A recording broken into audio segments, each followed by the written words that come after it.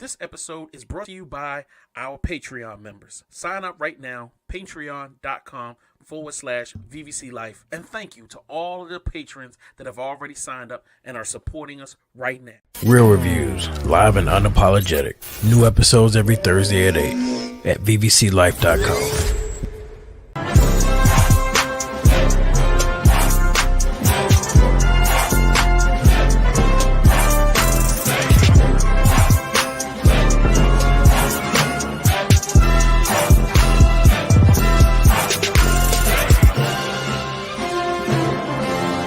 No ticket.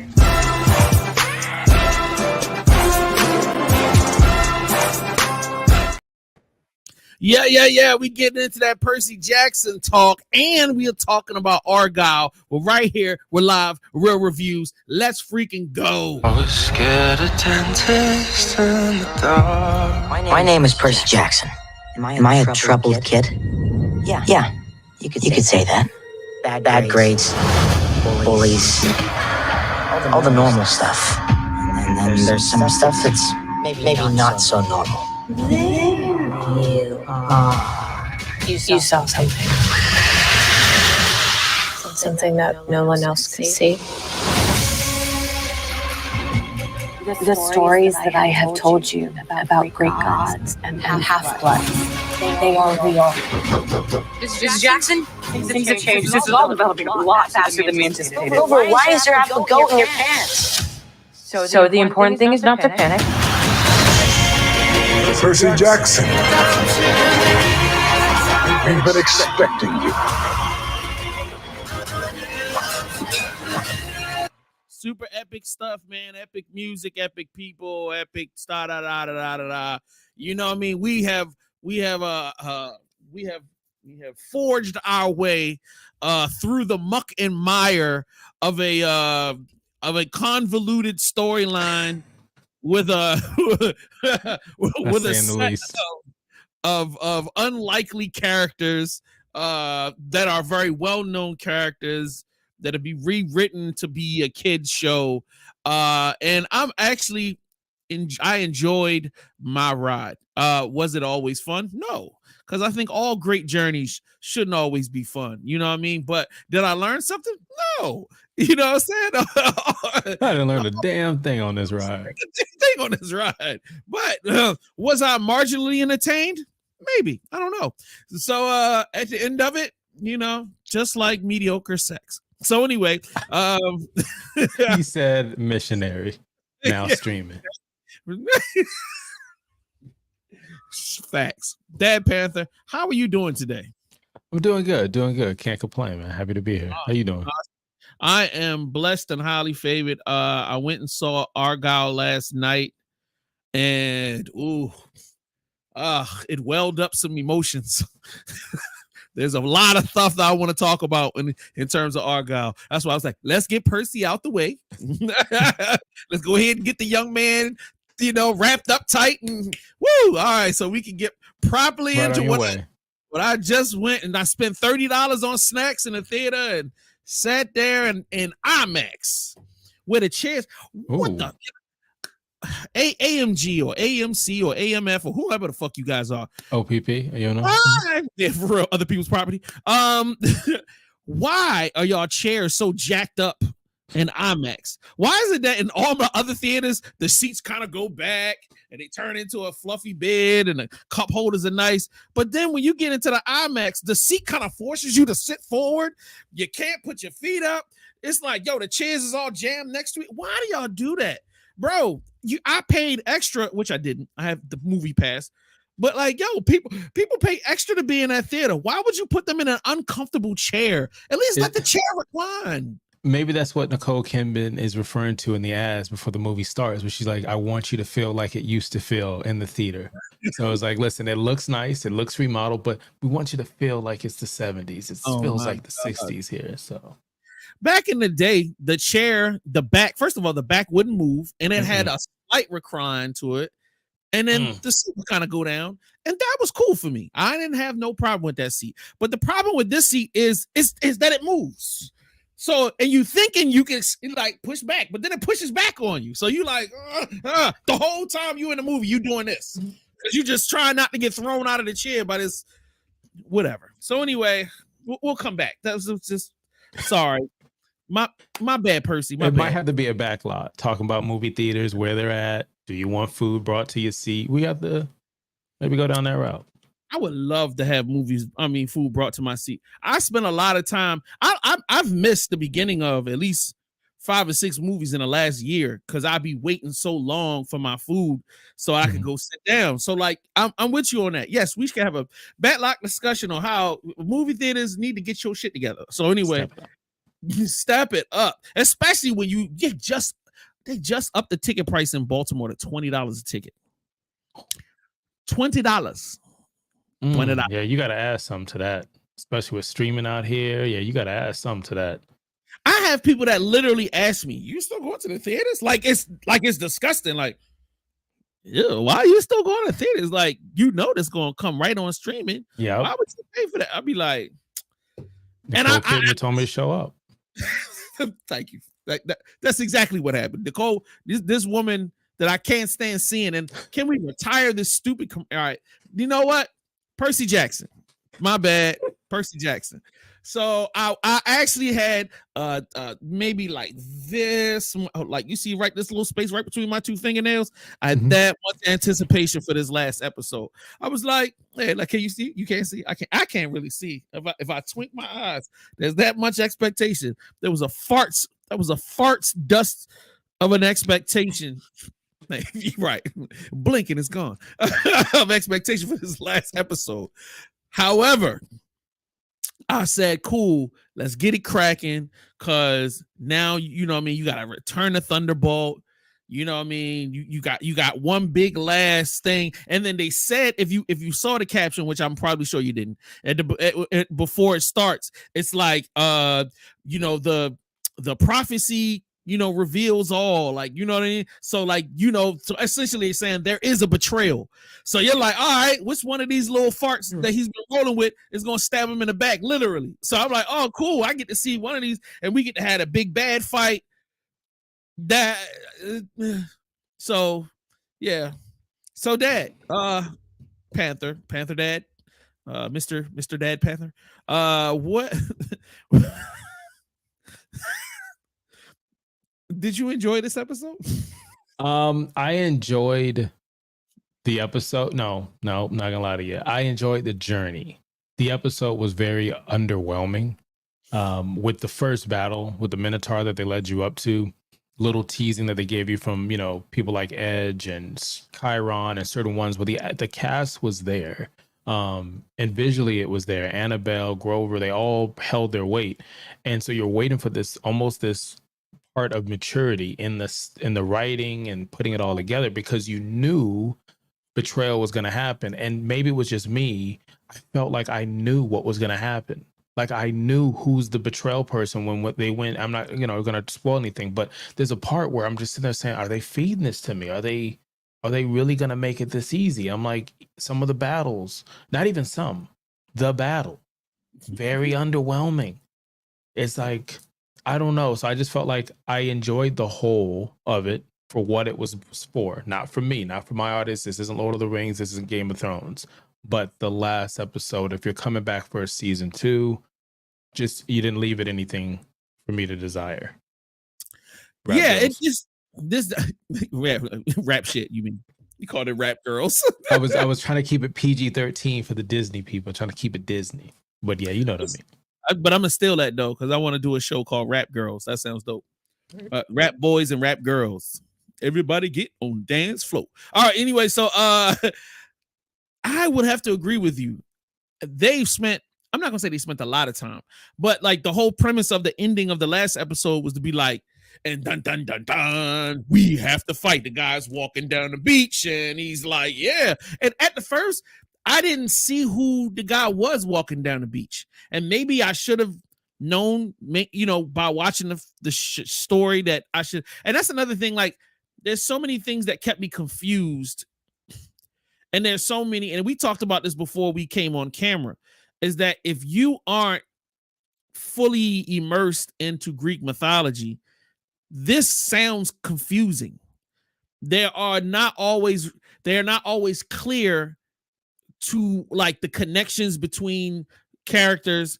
They do. I'm not going to say they don't mention it at all, but they don't really. It's not always clear. So when you see Ares or you see this and you see that, it's like, all right, who's that again? And all right, well, this and there's no like, and don't get it twisted. I don't want y'all to go and start spelling it out in some nursery school kind of way. Like, yeah, I don't need you to spoon feed me. Thank you for giving me the terminology. However, I feel like it just wasn't clear. So like in the beginning of the episode, when they do bring out Big Bad, I was like, oh, all right, yeah, this is what's up. And then, you know, I think they was like, yeah, we're gonna do this. But then after, I think there might have been a longer fight sequence, and then they realized, oh, this is only a 30-minute show, like, or is it an hour long? I don't remember whether it's 30 or minute. But hey, guess what? We're on streaming. It doesn't matter. Like, you can make this a 2-hour season finale. It shouldn't have mattered. But I feel like they shot it and they was just like, yo, we ain't got that much time, bro. So let's just cut all of this out and let's just make a boom, boom, boom. You know what I'm saying? Let's make this fight 5 minutes. And that's exactly how much time this fight took. This is supposed to be the, yo, you are the one that caused all of the problems and I got to be the one to solve it. And I need to best you so that I can close out this whole damn journey for real. So I was expecting epicness and I didn't. It was definitely a flub blub. But what I will say is it makes sense because in real life, this little kid would have died. The way they explained it away and solved the problem, I respect it. I liked it. I just wanted a little bit more epicness. Just a little bit more. And why can't his face get bloody? Why can't, you know what I mean? The uncle could have just bloodied him up a little bit, you know, bludgeoned him. You know what I'm saying? Like, I mean, but I mean, once again, if you know the premise of the fight, then you know. Yes, the rule. So maybe could he have like a red face? That's not blood. Like slapping a little, you know what I mean? But then wouldn't he technically? That was one of the rules, though. Can't slap him. No, but the red part, like that's a WWE match. That's not blood. If you slap me, am I not red? I mean, like just like a little. I get what you're saying, like a little bruise, a little touch up, little rough in the back of the alley. Got you. I got you. In the dirt, put his face in the sand. Like, you know what I mean? Like, oh, that would have been cool. Like drowning him in the ocean and watching the ocean retreat, trying to help him out. There you go. Something. Could we get a little bit more epicness? A little bit more, like, you know what I'm saying? That. Let's move on to the next thing. Okay, you guess what, people? The next thing is the story ends. That's it.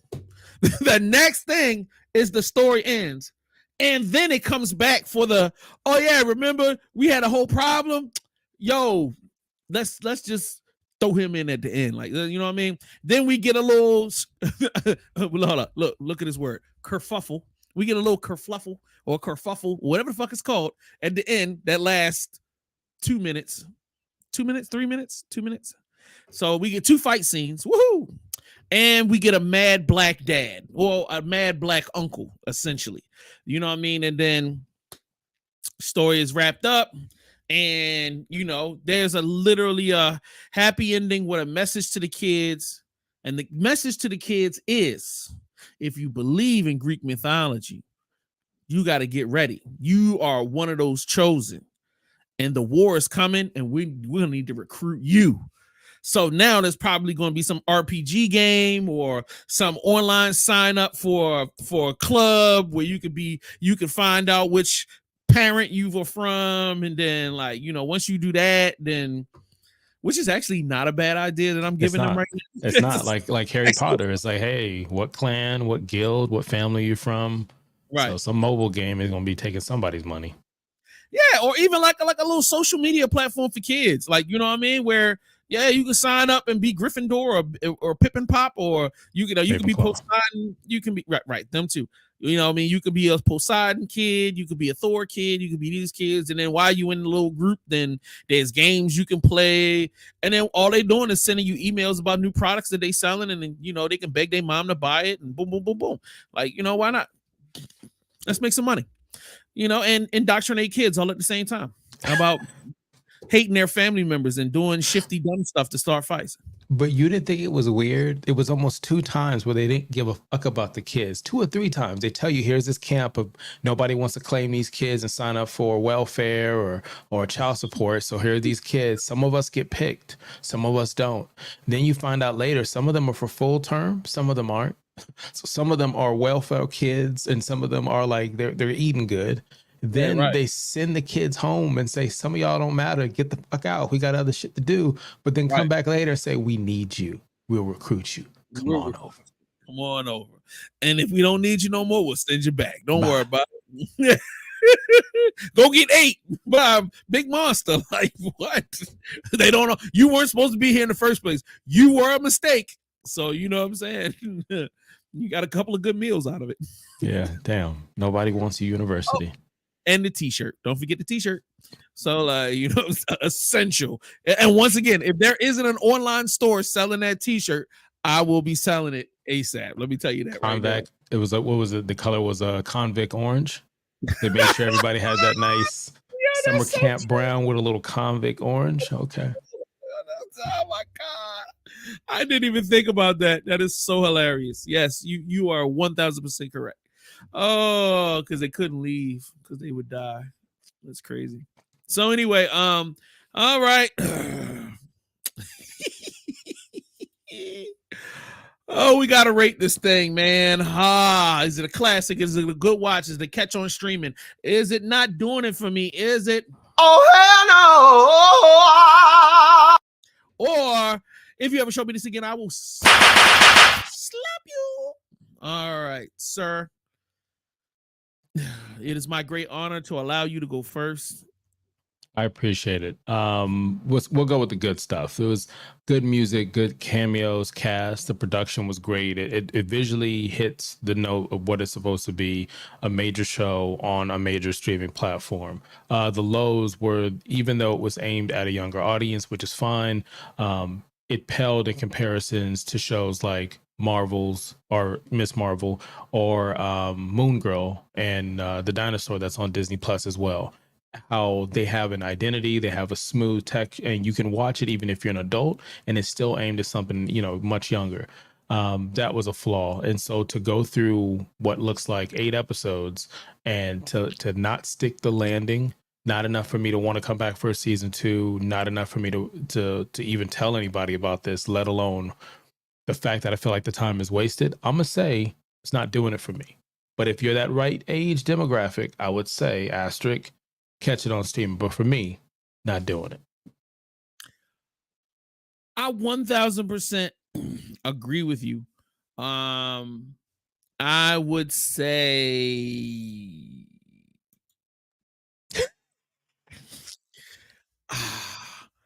if you're everything you just said, I'm a cosign. If you're a kid, catch it on streaming. If you're an adult, not doing it for me. That's 8 hours of your life. Yeah. That's a lot of time that I definitely could have dedicated to something that I would have enjoyed even more, such as Mr. and Mrs. Smith coming up this week. Don't forget to tune in on Thursday, which I did, because after I finished Percy Jackson, I finished the hell out of goddamn Mr. and Mrs. Smith. Woo, Lord. But anyway, I'm trying not to give away nothing. Oh, I'm not going to be there for the fucking review. God damn it. So we can talk about that later. So is there anything else you want to say before we move on to the big review of the day? No, I've said it. Well, we want to bring our little Percy journey to a close. Please, yo, if you've watched the show and you disagree or you have any feelings towards this show whatsoever, please, y'all be more than welcome to drop off some shit, tell us what you're thinking. And then while we're doing so, we're going to go to a commercial and we're going to come right back with Argylle.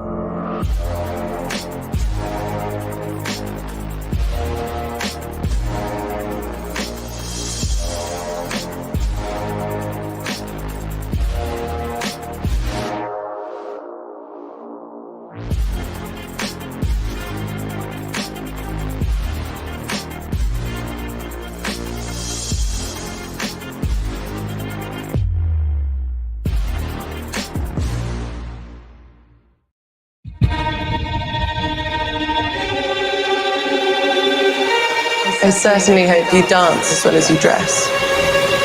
There's only one way to find out.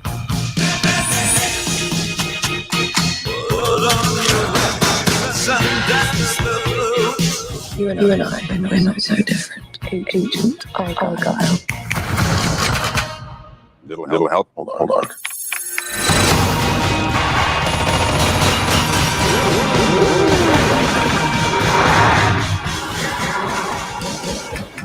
The book is phenomenal, sweetie, but what happens next? It's called a cliffhanger, Mother.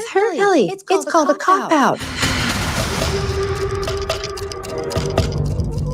Whoa! Hey, there's a cat in there. Oh my God! You're Ellie freaking Conway. Yep.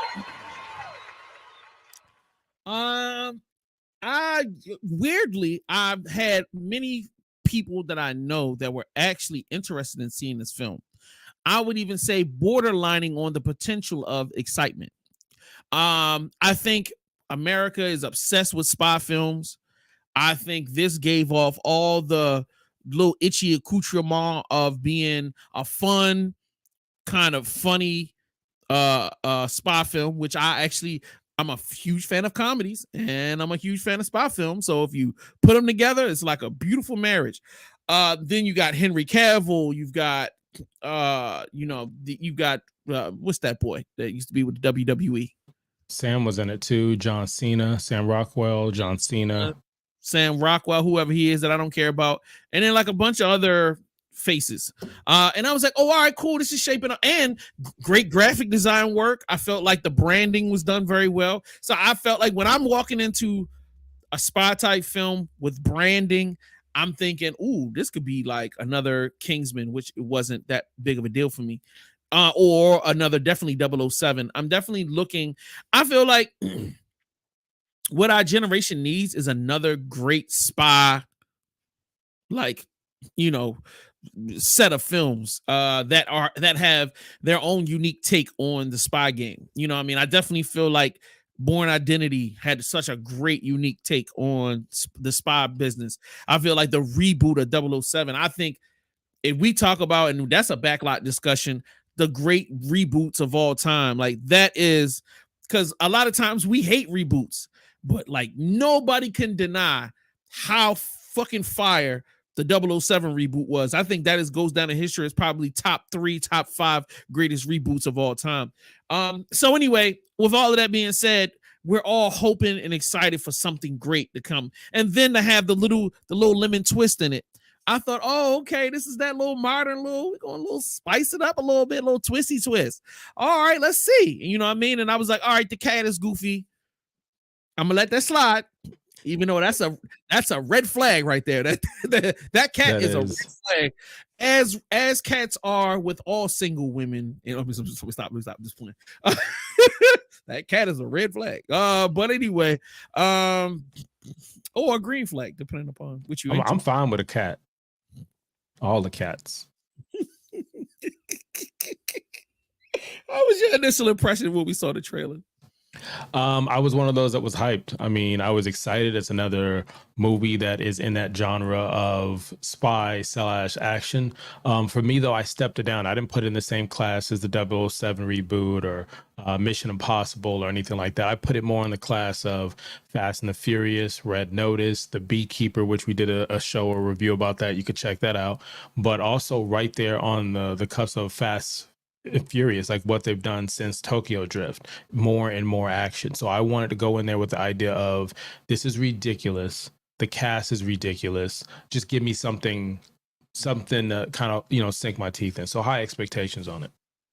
Really? Okay. Yeah, Shout out to you, putting pressure on a film to actually perform. That's crazy. So all right, let's get into the realness of it all, brother. Give me your highs and your lows.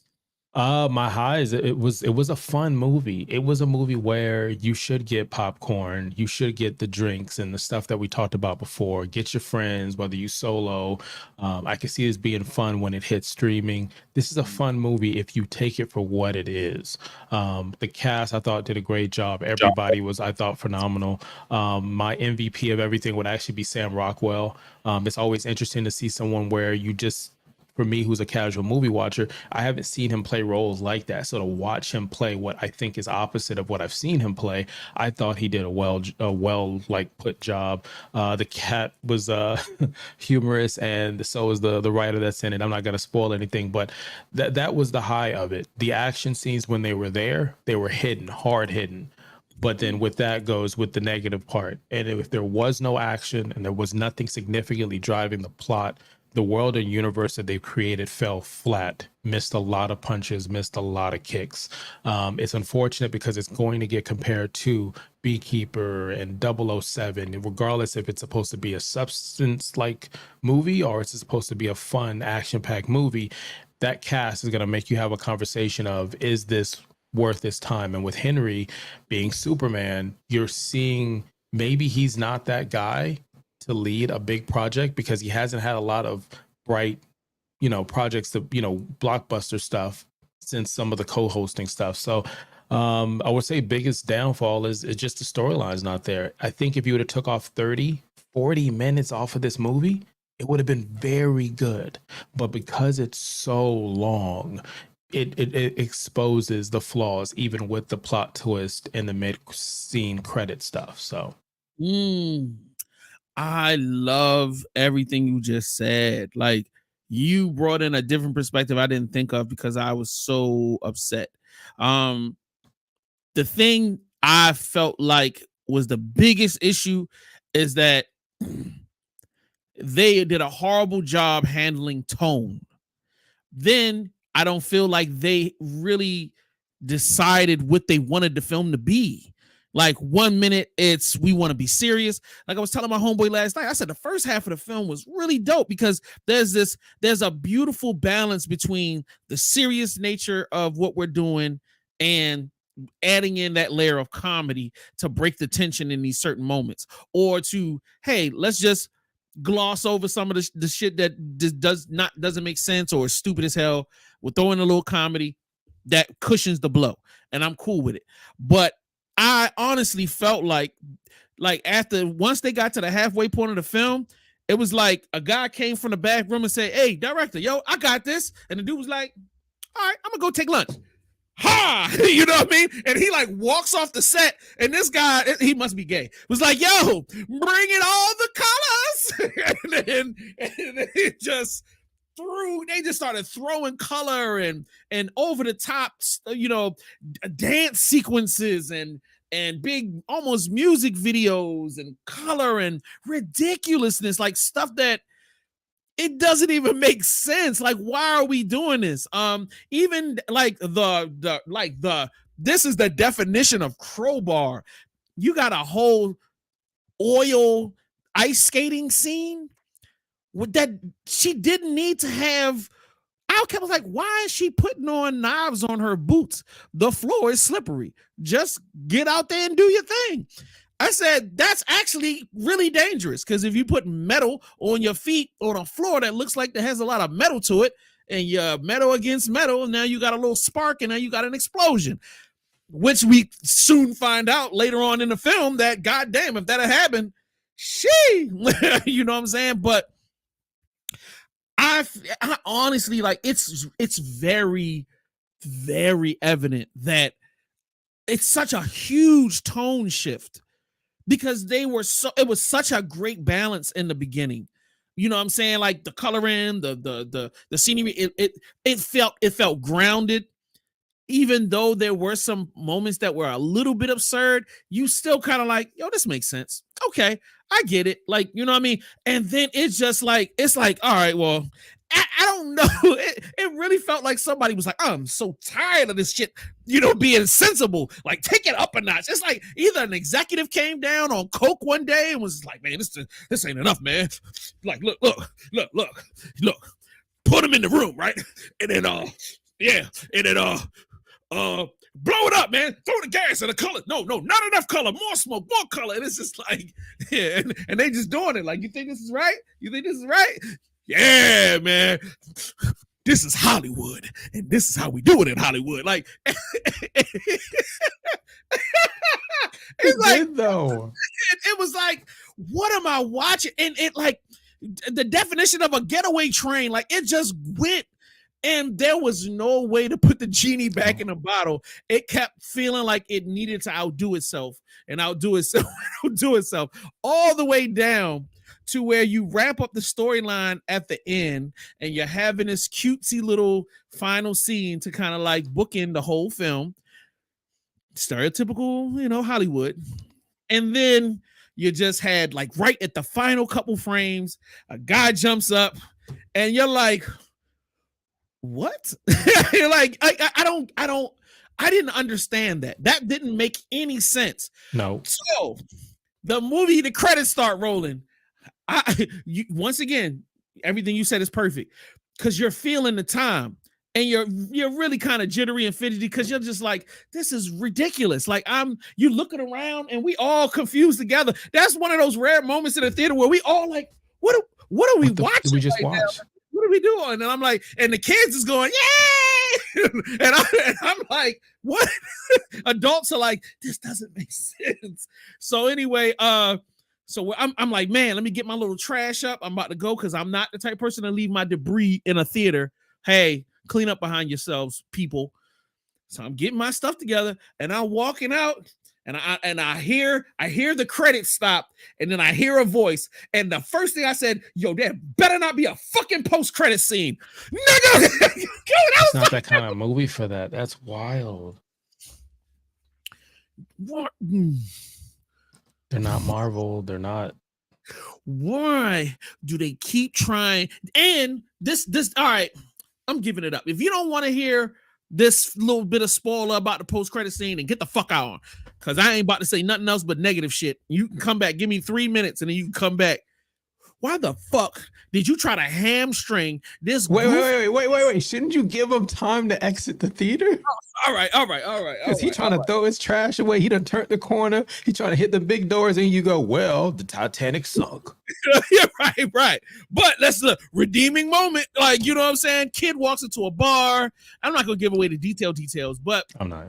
They try to hamstring a connection between this bullshit and the borderline bullshit of Kingsman. What the fuck? And it makes zero sense. It makes zero sense. Why? And we're doing like a prequel because it's like 20 years before Argylle. What? And then and the kid's name is something Argylle. What? And I should have known because the first half of the movie, that's what it felt like. It felt like they were trying to be sophisticated, yet fun, yet different from. And if you watch Kingsman and if you follow the comics, it's like that's what it is. And like you said, I think if you watch the movie at a certain point and you flip the switch, you can see where it changed. And so why come back with that end credit, which is not needed anyway, to eclipse them into this universe that didn't ask for it? And if it did, it's no substance to hitch itself to it. It doesn't. It was. And this is all right. This is what makes it even crazier. You established in the movie we just watched that the name Argylle was a breakdown of the main character's real name. So Argylle has zero meaning. So why would you do a post-credit scene and have a kid and his name be Argylle? It don't make sense. All right, let me tell you all the other stuff that I was pissed off about. Henry Cavill's outfits didn't fit him right. He looked goofy. He looked like a complete buffoon. Like, yo, you got him looking like, no. Like, why is he wearing these like loose, fluffy suits when obviously the man is built like a shit brick house? You need for it to make, and he's physically like a little weird because his arms, because he's so tall, and he's so muscular that his hands don't come down to the proper length. So he looks a little weird, and his legs are really long. What are you doing? I don't know what to do with my hands. Okay, I was just like, oh, you all right, bro? I like you might have a heart attack or something. I was like, what the fuck? So so like him with the suits, like, yo, do you co-sign on what I'm saying, bro? Am I the only person that was like, yo, he don't look right in these suits? Argylle fashion, cashmere, buttercream. Thank you. All right. The second lead, the guy, whatever his name is, you don't have to tell me his name. I don't care. Why did they even put him in? I mean, yo, first of all, you killed it. Like, I give him respect. He acted the crap out of this. He did a great job. I just don't like his face. Like, it's just like, I mean, he was great. Like, I think I liked him better when he was the bad guy in Iron Man 3. You know what I mean? But like, other than that, like, I like him being a little Weasley, like him being the good guy and trying to be like debonair and funny. Like, I don't know how I felt about that. Like, I was like, I'm kind of buying it, but you're so ugly. It's like, yo, bro, whoo. Yo, don't you know Hollywood? We should have beautiful people on the screen. You just fucking it up. Shorty, that's the main character. She is fine. Bryce from Mad Men. The girl, the lead, the female lead. Yeah. I don't know her name. I don't care. But she's fat as a motherfucker. Yo, them jeans was fitting, boy. Everybody on Twitter was talking about those jeans. They were like, I didn't know what Bryce was all about. Bryce Dallas, everything's bigger in Dallas. But they started looking at the movie she was in. Mad Men, Jurassic World, The Help. So a little help with that. She fine, boy. Woo! Until she put that dress on toward the end, I was like, you look like a whole. You look ugly as hell. She look ugly in that joint. And they caked up so much. And this is the problem. When you got IMAX HD, that caked up makeup that you got all on your, that 15 layers of makeup, and they do that extreme close up on her face, and you see it all, like, you're like, oh Lord, that don't look good. Oh my God. So yeah, man, like that's that. Anything Samuel L. Jackson with white hair, phenomenal. Love that. And I didn't even see it coming. So like him being kind of like a surprise cameo, I love that. He wasn't over the top. There was a nice, perfect little balance. It looked like he had fun, which helped me have fun in the film. My man from the meth lab TV show, he did dope. I liked him. I loved him. The woman that played his wife or whatever she is, she was dope. There was some really good moments, like some set pieces that were great. Like, honestly, like this had the potential to be something phenomenal. And it could have stretched into something else, but I honestly don't know why. Like, it's like they gave everybody on set cocaine and they had an orgy or something, and then he just came back on set and was like, yo, let's just turn this fucking shit up. Like, I don't know what the hell happened. They had a good thing, and it once again is grounded in what you said earlier, the writing, man. Like, and this need to almost escalate things to a comic level. I'm like, I can't. There's no reason for it. Again, that first half, we would be talking a completely different thing. In that first half, I feel like the pacing of that first half would have shaved off 45 minutes that you didn't need. And for a movie without a deep storyline to sit here over the 2-hour mark, that's wild, man. Facts. That's wild for an action movie. This could have been, for the first time in a long time, I feel like this would have been the first good, potentially great family action film. Because I was like, yo, I like the fact that they're adding these little funny elements for the kids. You know, you got the cat, you got the funny banter back and forth. You know, the one guy that's committed to the violence versus the person that's not committed to the violence, and she's trying to find a different route. And like, I love that. I was like, yo, this is really cool. And the cutaways, like, you're not standing there seeing somebody get their head blown off and all that. So it kind of, you know, I feel like kids in this day and age are like, so violence is such a normal thing for them. So I'm like, I don't see this as being something that kids can't watch. I feel like this was cool, but I don't know. It's like maybe they were thinking, well, maybe the kids are about to fall asleep. We got to do something to wake them back up. So let's throw color on the screen. I don't. It's I just don't know what happened. the second half bothered me so bad, and then to add insult to injury, to put shit on a candlestick. You do that post-credit scene, and even before the post-credit scene, you have that one little blip, those last couple little slides right before we ended, before the credits roll with that dumb shit. I was like, it was like big dumb shit, kind of giving a nice calm close, dumb shit, and then super dumb shit. And I'm literally walking out of the theater going, what the fuck this movie, man? Like, for real. It was wild, man. They really had something. Like, you would think in the testing that they would have said, you know what, don't use that mid credit, and let's chop off some time. But I guess they went through it, and whoever did the survey when they left the theater said, this is Skyfall. This is Mission Impossible Tom Cruise. This is a franchise you got on your hand. You know what it reminded me of? It reminded me of Kingsman. And the person's like, you know what? We're the same universe.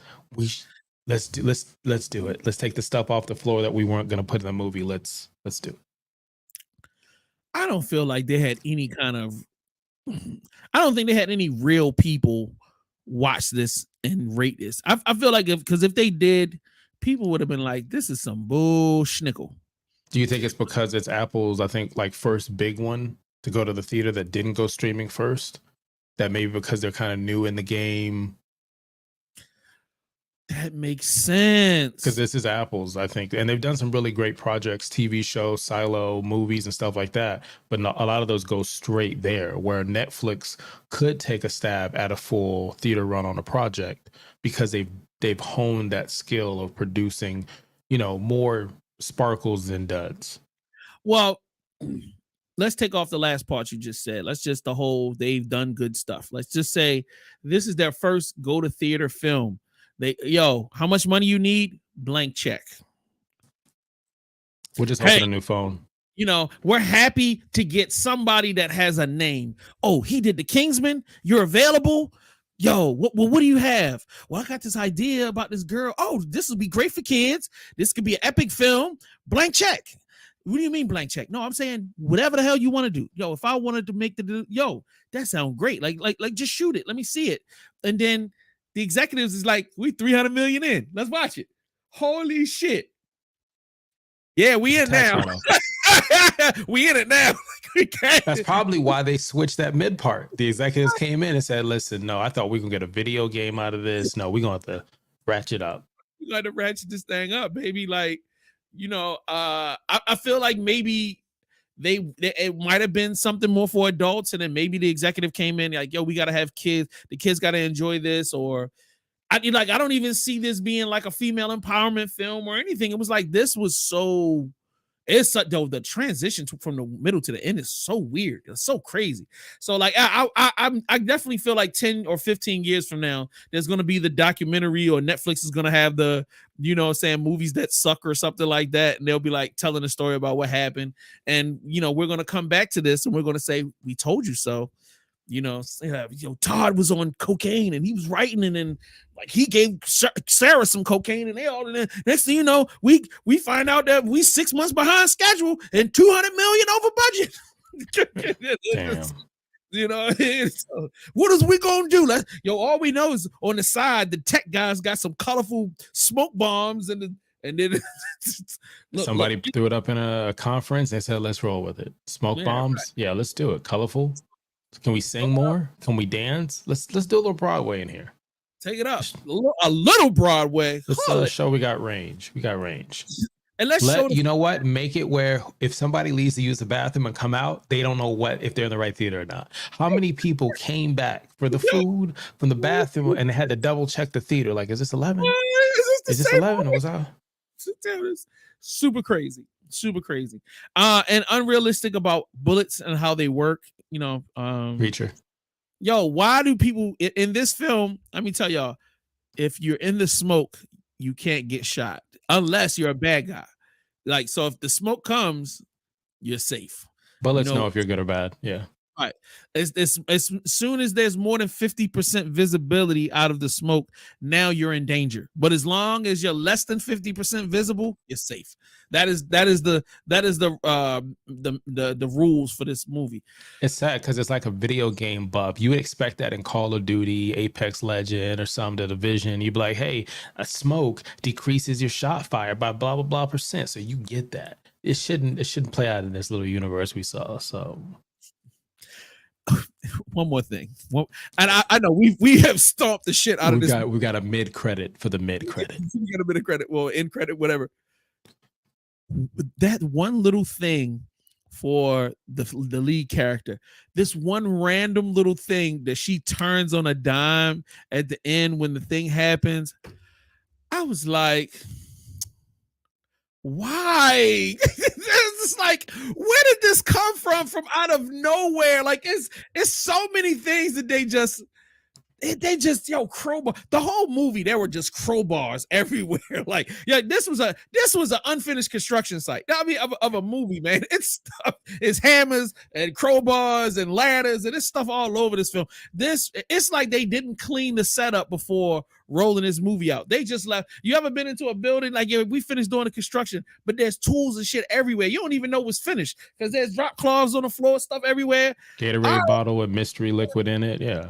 Right, cigarette butts in a can, and you be like, I mean, I see that it's done, but could you clean this shit up a little bit? Like, you know what I'm saying? That's exactly how you feel in this film. Like, are you sure you finished? Like, what are we doing here? Like, but if you talk to the foreman or the executives in the situation when that happened, they were probably like, "Oh, the theater's gonna go crazy for this." I'm talking like Thor saying, "I knew he was worthy" type of shit. Mm-hmm. Ah, boy, it's crazy. So anyway, time to get to the rating, which you've all been waiting for. Is it a classic? Is it a good watch? Is it a catch on streaming? Is it not doing it for me? Is it a or if you ever show me this again, I will you. And if you guys are watching, drop your emoji for your joint, you know what I mean, so we can know what's going on. Dad Panther, what grade, what level, what review level would you give this film? I would say catch this on streaming. I don't think there's anything necessarily wrong with it to the realm of streaming. This could have came out straight to streaming, and I don't think people would have had a big fuss about it. They would have put it the same way as any other action movie or movie that led us on to believe it was going to be something. I think similar to sports, it gave us a good first half, and they were up big. And then they went at halftime, and instead of getting Al Pacino to give that speech from any given Sunday, an inch, and you die type of stuff, somebody said, hey, we're going to get residuals off of a tax write-up. And when this goes to Apple streaming, we're just going to drop a new phone that's going to pay for the budget. And it became an experiment shortly after. So with the lack of having a deep story, running way too long, I would still watch this again, but I would say catch it on streaming. The only time I'd ever watch this again is on Black Watch Theater with you guys. I'm never going to watch this again. Mastermind says, so wait, to watch this on Crackle? Yes. You should watch it on free Crackle, Tubi. With the commercial. God damn. So yeah, definitely want to watch it on Crackle. Apparently because white people own what's the other one? With the one with the movies and the TV shows. Tubi? Yeah. So now because they own all of them, so I mean, but we can't support that one. That's what I was told. I was told that I can't support that one. If you don't know what he's talking about, go back. We had, a show not too many shows ago. We're not gonna tell you which one. It's great. It's great content there, but he explains all of how we got there. Facts. All right. I'm sorry. I have to give my review now. Crestfallen. I'm gonna say real reviews. Thank you. Yeah, I got the dead spot. Thank you. I don't know. Like I really want to say not doing it for me. But I'm not gonna lie and say that there weren't points that I didn't have fun with it. You know what I mean? I honestly believe that there's something special in this film. I would not hate if let me tell you something. I would respect the studio so much more if they came out and was like, my bad, we was high on cocaine. We're gonna totally recut this. All right, everything you saw in the second half didn't happen. I'm sorry for the. You know what? We're gonna refund everybody their money, and like, yo, just come back. I'm gonna recut it again. We're gonna. You know, I brought in the greatest writers of all time, and we're gonna fix this. Okay. I would go back and see it, and then like you show me that I'm not gonna get no colorful smoke. I'm in. So you don't want no smoke? No, not from this movie. You're right. He says waiting for the Snyder cut. Exactly. Ooh. The Snyder cut would be crazy. Black and white, just character development coming up. Oh my God. Like, or mid credits. For real. And don't ever put Shorty in that dress ever again. Y'all disrespected her so wild crazy off of that. She's way too beautiful to be wearing that ugly outfit that she wore in that film. Like, and I pray to God some black man just marry this woman and get me some Blasian kids. She just need she need to be with a black dude. Them hips and that butt, that should be a part of our team. We need her. Sexy. I want her doing the butt at the wedding. I want her. She need to be with black people. She don't need to be over there with the mayonnaise clan. Like, you need to be over here with the spices. Come on over, baby. You know what I'm saying? We're going to teach you some line dances. We're going to get you some ribs and barbecue. You know what I'm saying? Like, let me show you what life is like on this side. Like, because them hips, they only black men can respect and love that. Jay done turned into Mario saying, you should let me love you. Let me be the one to if you are the things you want and need. I'm just adding mad words in it. But anyway, with that being said, after I profess my love to the lead, don't need to know your name. Wish you the best. I wish you all a wonderful, happy Sunday. I have got responsibilities. I've got to handle. What, Dad Panther? What is gonna give a compliment to a woman and be like, I don't need to know your name, like a typical R&B song, like. Huh? With that being said, we out of here. We check you next week. Peace.